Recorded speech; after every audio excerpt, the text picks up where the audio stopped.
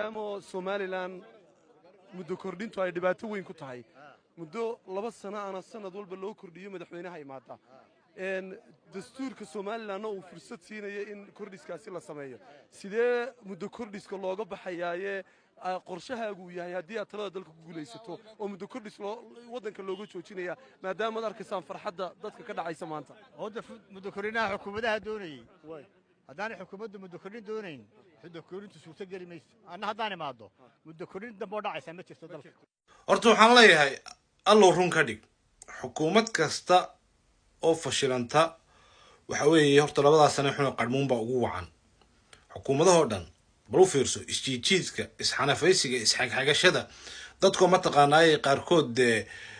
xumaanta aad arkaysa wax ka dhacaya horta 2 sano xun qarmuun baa keentay laakiin ma oran karnaa madaxweynuhu beenta uu nagu bilaabay durtaba yaa